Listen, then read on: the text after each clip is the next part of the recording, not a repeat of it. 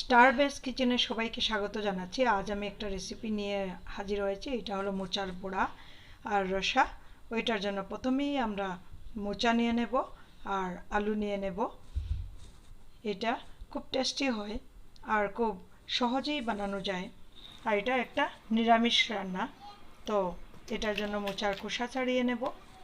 মোচার খোসা ছাড়াতে ছাড়াতে আগেই বলেছি আমি একদিন যে চাকু দিয়ে ছাড়ালে অনেক ভালো তাড়াতাড়ি ছাড়ানো যায়। ছাড়িয়ে খোসার মোচার যে ওগুলা একটু পরিষ্কার করতে লাগবে। ছড়ি ছড়ির মতো থাকে আর প্লাস্টিকের মতো কিছু অংশ থাকে, ওইগুলাকেও ছাড়িয়ে নেব। তারপর খোসাগুলি ভালো করে পরিষ্কার হয়ে গেলে আমরা মোচাগুলি অর্ধেক অর্ধেক করে নেব, করে প্রেসার কুকারে সেদ্ধর জন্য বসিয়ে দেব। প্রেসার কুকারে বসিয়ে মোটামুটি অল্প জল দিয়ে দেব, আন্দাজ মতো জল দিয়ে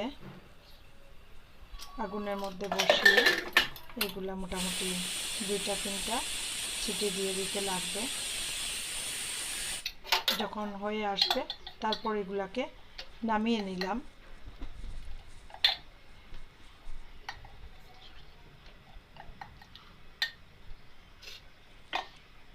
তারপর এগুলাকে মোটামুটি একটা বড়ার জন্য তৈরি করে নেব, কেটে নেব।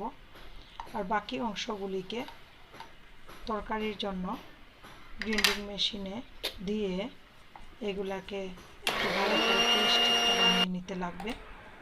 পেস্ট বানানো এইবার হয়ে গেল, তো পেস্টগুলো ঢেলে নিলাম। এটার মধ্যে স্বাদ মতো অল্প নুন, অল্প হলুদ দিয়ে, আর এটার মধ্যে ইচ্ছা করলে একটু সুজির গুঁড়োও দিয়ে দিতে পারা যায় বা ময়দা দিয়ে দিতে পারা যায়। মোটামুটি একটু অল্প হতে লাগবে, নয়তো এটা টেস্টি হবে না। একটু সুজি দিলেও ভালো হয়। তারপর ভালো করে মেখে এটা বড়ার জন্য রেখে দিলাম। এইবার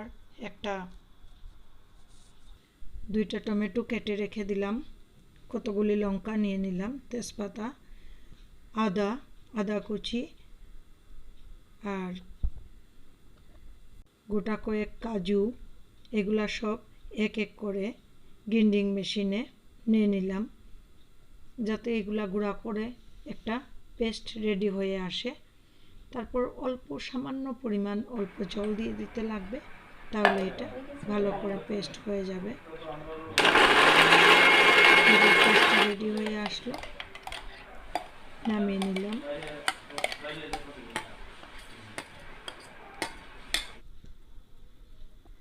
এবার বড়া বানানোর জন্য অন্য একটা বাটিতে অল্প বেসন, অল্প সুজি, অল্প নুন, অল্প হলুদ গুঁড়ো নিয়ে অল্প জল দিয়ে এগুলা ভালো করে পেস্ট বানিয়ে নিলাম।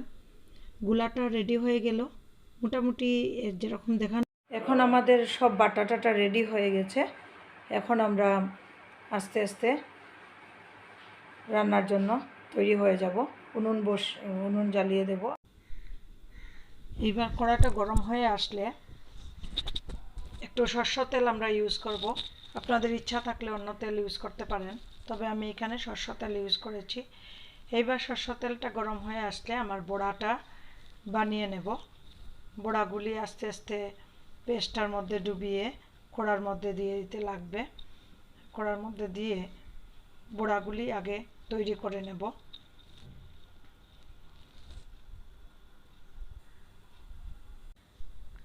বড়াগুলি নেড়ে চেড়ে মোটামুটি আমরা ব্রাউন কালারের হয়ে যেতে লাগবে।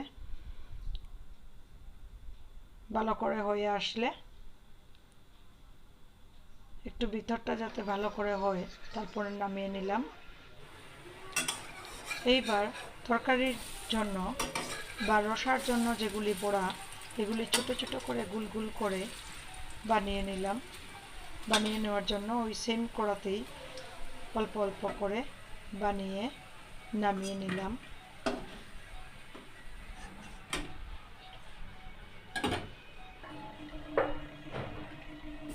এবার তরকারির জন্য আলুটাকে একটু সেদ্ধ করার জন্য কড়াতে দিয়ে দিলাম।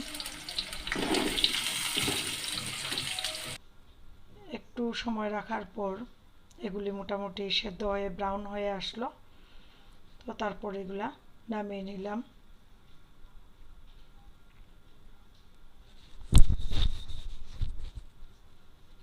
তারপরে একে একে কড়াতে অল্প আরও একটু তেল দিয়ে গোটা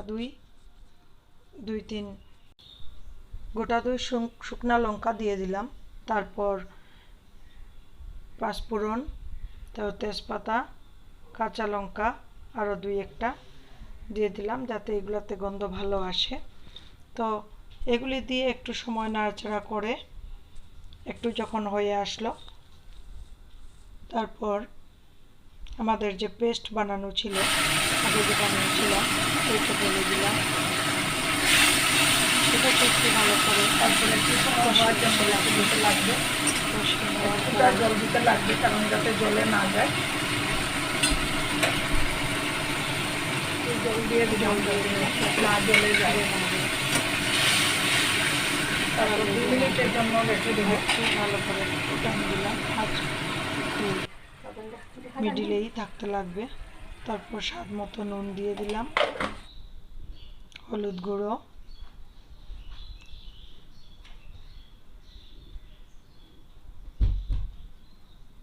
ধনিয়া, জিরা,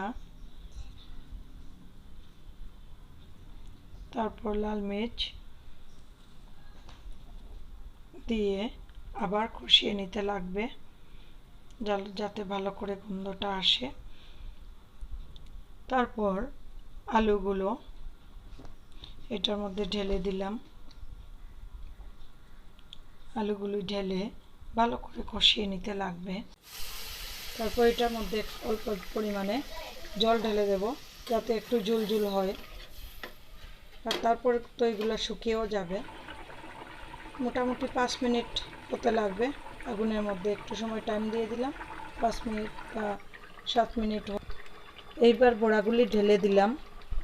ঢেলে দিয়ে আরও একটু সময় কম আঁচের মধ্যে হতে দিতে লাগবে। হয়ে গেলে গরম মশলা ঢেলে দিলাম। গরম মশলা দিয়ে ভালো করে একটু নেড়ে চেড়ে আরও একটু সময় কম আঁচের মধ্যে হতে লাগবে। হয়ে আসলে মোটামুটি এইবার অল্প ঘি এটার মধ্যে ছড়িয়ে দিলাম, 1 চামচ ঘি। তারপর ঢেলে নামিয়ে নিলাম। তো একবার খাওয়ার জন্য রেডি। এই রেসিপিটা ভাতের সাথে খুব টেস্টি হয় আর নিরামিষ রান্না খুব ভালো। Thanks for watching. কমেন্ট করবে, সাবস্ক্রাইব করবে, লাইক করবে।